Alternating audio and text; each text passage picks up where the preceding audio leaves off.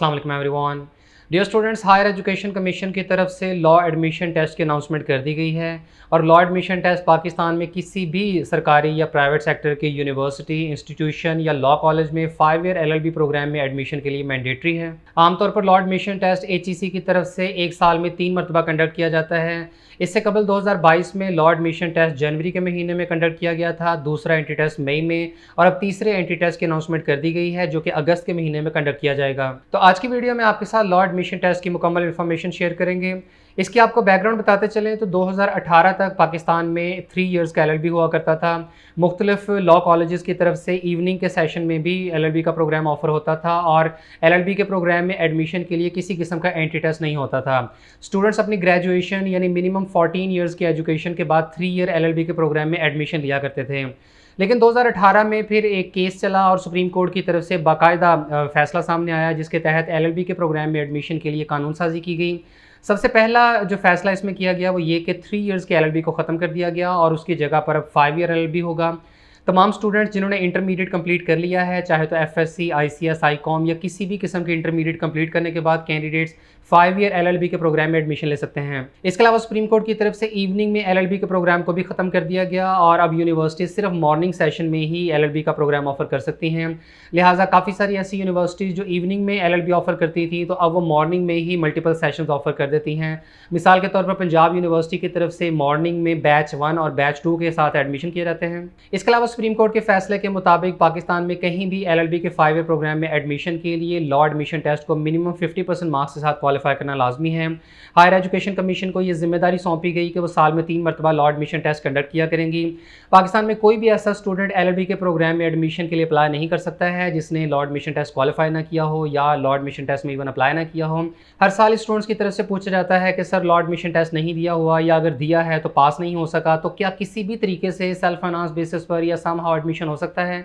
तो इसमें किसी किस्म का कोई ऑप्शन अवेलेबल नहीं है। लॉ एडमिशन टेस्ट को जब तक आप पास नहीं कर लेते तो आप पाकिस्तान में कहीं भी LLB के 5 ईयर प्रोग्राम में एडमिशन के लिए एलिजिबल नहीं हैं। तो अब पाकिस्तान में तमाम यूनिवर्सिटीज़ और लॉ कॉलेजेस में LLB के प्रोग्राम में एडमिशन के लिए सुप्रीम कोर्ट के उन ऑर्डर्स को फॉलो किया जाता है, यानी कि 3 इयर्स LLB कहीं ऑफर नहीं होगा, सिर्फ 5 ईयर LLB होगा। इवनिंग में ऑफर नहीं किया जाएगा बल्कि सिर्फ मॉर्निंग में होगा और ऐसे किसी स्टूडेंट को एडमिशन नहीं मिलेगा जिसने law admission test minimum 50% marks के साथ क्वालिफाई ना किया हो। तो हायर एजुकेशन कमीशन की तरफ से लॉ एडमिशन टेस्ट का नोटिफिकेशन जारी कर दिया गया है जो कि पाकिस्तान में कहीं भी 5 year undergraduate LLB degree programme में एडमिशन के लिए लाजमी है। लॉ एडमिशन टेस्ट में ऐसे तमाम स्टूडेंट्स अप्लाई कर सकते हैं जिन्होंने HSSC यानी इंटरमीडिएट कंप्लीट कर लिया है या ऐसे स्टूडेंट जिन्होंने इंटरमीडिएट पार्ट 2 के इम्तिहान दिए हैं और वो रिजल्ट का इंतजार कर रहे हैं तो वो भी अप्लाई कर सकते हैं। लॉ एडमिशन टेस्ट के पैटर्न की बात करें तो सबसे पहले कैंडिडेट्स को 15 नंबरों का एसे लिखना होता है। कैंडिडेट्स के पास चॉइस है कि वो ये एसे इंग्लिश या उर्दू में लिख लें और इसमें मैक्सिमम 200 वर्ड्स की कैपेसिटी है, 200 वर्ड से ज़्यादा का एसे नहीं होना चाहिए। इसके बाद कैंडिडेट्स को इंग्लिश या उर्दू में 10 नंबरों की पर्सनल स्टेटमेंट लिखनी होती है और इसमें भी 200 मैक्सिमम वर्ड्स की कैपेसिटी अवेलेबल है।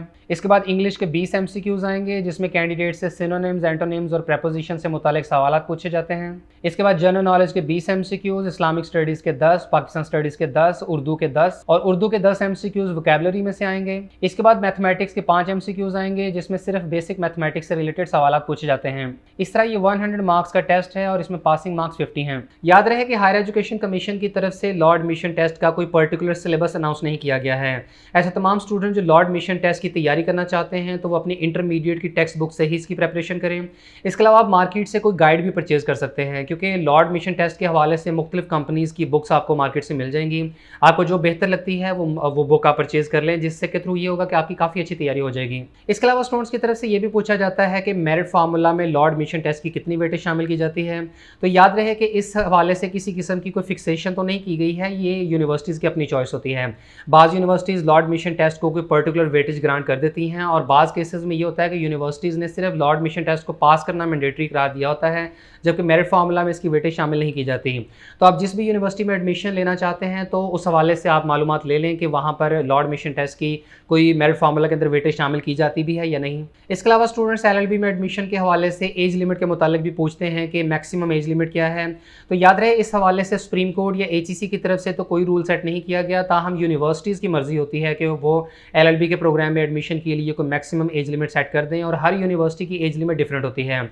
लिहाजा आप जिस भी यूनिवर्सिटी में एडमिशन लेने लगें तो वहाँ पर एज लिमिट के हवाले से रूल्स या रेगुलेशंस को देख लीजिएगा। अगर तो आपकी मैक्सिमम एज लिमिट क्रॉस नहीं हुई तो आप उस यूनिवर्सिटी में एडमिशन के लिए अप्लाई कर सकेंगे। हायर एजुकेशन कमीशन की तरफ से लॉ एडमिशन टेस्ट यानी लैट 7 अगस्त को कंडक्ट किया जाएगा और इसमें अप्लाई करने की आखिरी तारीख 22 जुलाई है। अगर एचईसी की तरफ से लैट के टेस्ट की डेट में किसी किस्म की चेंजेस की जाती हैं तो वेबसाइट के थ्रू इन्फॉर्म कर दिया जाएगा।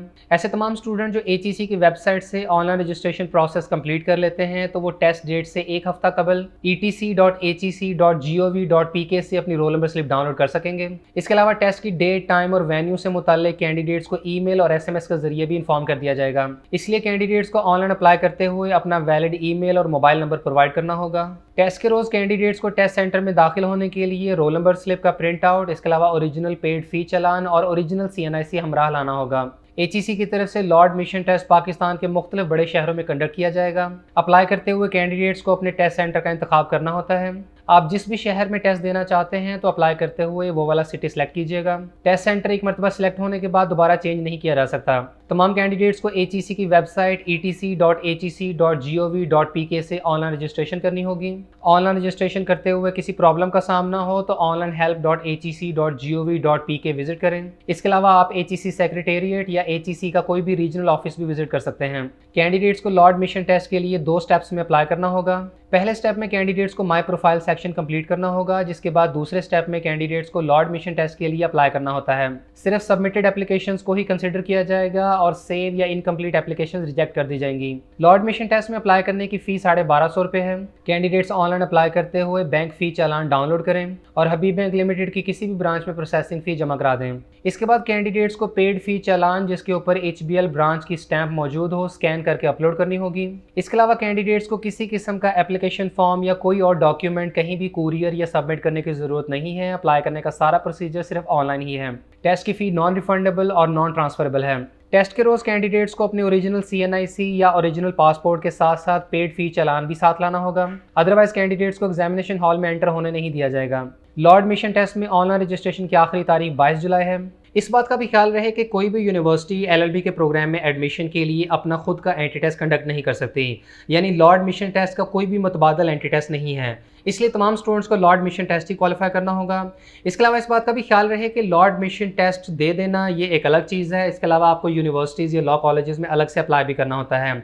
यानी आप सिर्फ लॉ एडमिशन टेस्ट देकर ये मत समझिएगा कि ऑटोमेटिकली आपका यूनिवर्सिटीज़ में एडमिशन हो जाएगा, बल्कि लॉ एडमिशन टेस्ट जब हो जाएगा, उसका रिजल्ट आ जाए तो आप उसका जो रिजल्ट कार्ड है वो अपने पास सेव कर लीजिएगा। फिर आपने जहाँ भी जिस भी यूनिवर्सिटी या इंस्टीट्यूशन में LLB के प्रोग्राम में एडमिशन के लिए अप्लाई करना हुआ तो वहाँ पर लॉ एडमिशन टेस्ट का रिजल्ट कार्ड साथ में अटैच होगा। लॉ एडमिशन टेस्ट की वैलिडिटी 2 ईयर्स है, यानी अगर आप एक बार लॉ एडमिशन टेस्ट क्वालिफाई कर लेते हैं तो आप इसकी बुनियाद पर 2 साल तक मुख्तलिफ यूनिवर्सिटीज़ या लॉ कॉलेजेस में LLB के प्रोग्राम में एडमिशन के लिए अप्लाई कर सकते हैं। इसके अलावा आप लॉ एडमिशन टेस्ट के हवाले से किसी भी फर्दर इन्फॉर्मेशन या ऑनलाइन अप्लाई में मुआवनत के लिए दिए गए हेल्पलाइन नंबर के थ्रू डायरेक्ट रब्ता कर सकते हैं।